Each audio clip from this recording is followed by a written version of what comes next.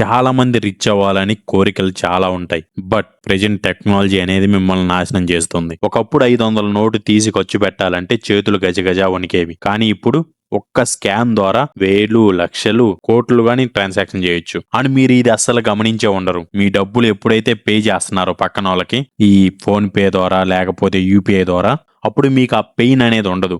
అమ్మో నా డబ్బులు అయిపోతానే అనే ఫీలింగ్ అస్సలు రాదు. ఎందుకంటే దీని వెనక ఒక పెద్ద సైకాలజీ ఉంది. ఈ మైండ్ గేమ్ మొత్తం ఈ వీడియోలో మనం తెలుసుకుందాం. ఎప్పుడైతే ఈ మనీ గేమ్ మీకు అర్థమవుతుందో ఆటోమేటిక్ గా మనీ అనేది మీ కంట్రోల్లో ఉంటాయి. ఈ వీడియో కాన్సెప్ట్ ఏంటంటే మెయిన్ గా పెయిన్ ఆఫ్ పేయింగ్. ఇది సైకాలజీలో ఒక భాగం. లైక్ మీరు ఎప్పుడైతే ఫోన్ పే ద్వారా ఎవరికైనా మనీ సెండ్ చేస్తున్నారు, లేకపోతే ఏదైనా షాప్ కి వెళ్ళి ఏదైనా కొని వాళ్ళకి అమౌంట్ అనేది పే చేస్తున్నప్పుడు మీకు ఆ పెయిన్ అనేది తెలియదు. అమ్మో నా డబ్బులు అయిపోతాయి అని. ఇంకా నార్మల్ గా చూసుకుంటే ఎప్పుడైతే మీరు హ్యాండ్ ద్వారా ఎవరికైనా క్యాష్ ఇస్తున్నారు, లేకపోతే ఏదైనా షాప్ లో కొన్నప్పుడు క్యాష్ ఇస్తున్నారు, అప్పుడు ఈ పెయిన్ అనేది మీకు కలుగుతుంది. మీ బ్రెయిన్ లో ఒక భాగం అనేది యాక్టివేట్ అవుతుంది.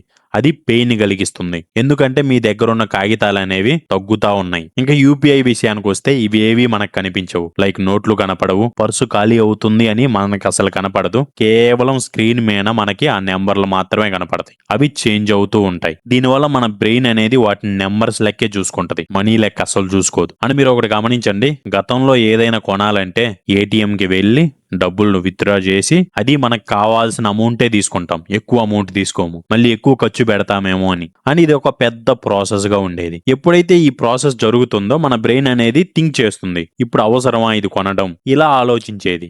దీన్నే ఫ్రిక్షన్ అంటారు. కానీ యూపీఐ అనేది ఈ ఫ్రిక్షన్ ని చంపేస్తుంది. ఎలా చంపేస్తుందంటే సింపుల్ గా స్కాన్ చేస్తారు, పిన్ను నొక్కుతారు, పేమెంట్ అనేది సక్సెస్ అయిపోతుంది. ఇక్కడ మీరు ఆలోచించే టైం అనేది ఉండదు. ఇంకా యూపీఐని మనకి ఎలా అలవాటు చేశారంటే స్టార్టింగ్ రివార్డ్స్ అనేవి ఎక్కువగా ఇచ్చారు. లైక్ ఎవరికైనా పేమెంట్ చేయగానే ఒక రివార్డ్ వస్తుంది, దాన్ని గేక్గానే బెటర్ లక్ నెక్స్ట్ టైం కావచ్చు, 10 రూపీస్ విన్ అయినట్టు కావచ్చు, లేకపోతే 50 రూపీస్ కావచ్చు. ఇలా మనల్ని బాగా అట్రాక్ట్ చేశారు. ఇంకా మన డోపమైన్ అనేది ఊరుకుంటుందా, ఎగ్జైట్ అవుతా ఉంటది. ఇది కాకపోతే ఇంకోటని ఇంకొక పేమెంట్ చేస్తాం. ఈ యూపీఐ వల్ల బెనిఫిట్స్ అయితే చాలా ఉన్నాయి, అలానే డిసడ్వాంటేజెస్ అయితే ఇంకా చాలా ఉన్నాయి. రీసెంట్ గా ఒక సర్వే జరిగింది.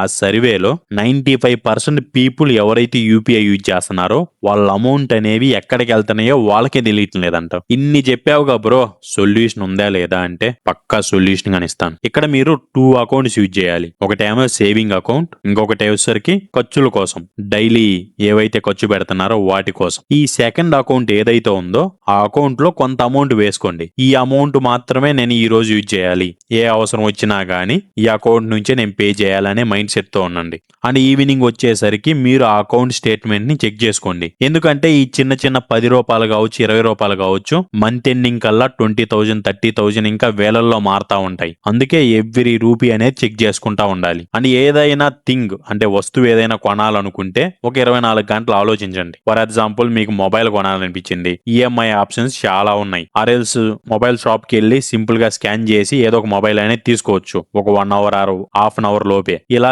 చేయకుండా మీరు ఒక 24 అవర్స్ అనేవి థింక్ చేయండి, నాకు అవసరమా లేదా, ఇది కొనటం వల్ల ఎన్ని బెనిఫిట్స్ ఉన్నాయి, ఎంత లాస్ అవుతాను. ఇలా ఒక 24 అవర్స్ మీరు టైం ఇచ్చారనుకోండి, మీ బ్రెయిన్ కి అది అవసరమో లేదో మీకే సజెషన్ ఇస్తుంది. అండ్ అలాంటి టైంలో మొబైల్ అనేది యూజ్ చేయమాకండి ఈ 24 అవర్స్ లో ఎక్కువగా. ఎందుకంటే మీకు ఎక్కువ అడ్వర్టైజ్మెంట్ చూపిస్తా ఉంటది. మీ బ్రెయిన్ లో ఏదైతే అనుకుంటారో, లైక్ మొబైల్ కొంటాను అనుకున్నారనుకోండి, మీకు మొబైల్ రిలేటెడ్ అడ్వర్టైజ్మెంట్స్ వస్తానే ఉంటాయి. సో మిమ్మల్ని కొనేలాగా చేస్తుంది. ఇంకా టెక్నాలజీ విషయానికి వస్తే టెక్నాలజీ అనేది మన పనుల్ని సులభతరం చేయాలి, కానీ ప్రెజెంట్ టెక్నాలజీ మనల్ని పేదవాళ్ళని చేస్తుంది. సో టెక్నాలజీ అనేది సరిగ్గా ఉపయోగించిన వాళ్ళు చాలా బాగా రీచ్ అయ్యారు. ఇంకా వీడియో బాగుంటే చిన్న కామెంట్ వేయండి, థ్యాంక్ యూ బ్రో అని. మళ్ళీ కలుద్దాం.